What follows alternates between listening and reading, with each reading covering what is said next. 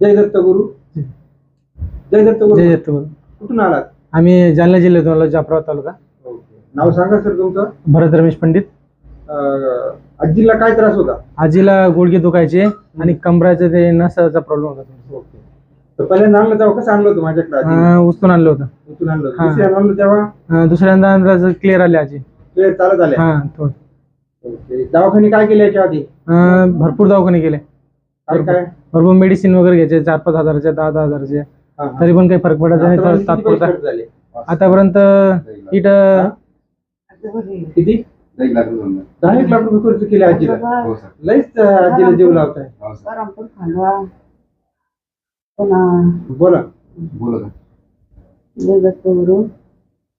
कसं वाटलं आजी तुम्हाला? आता एकदम चांगलं वाटायला लागलं.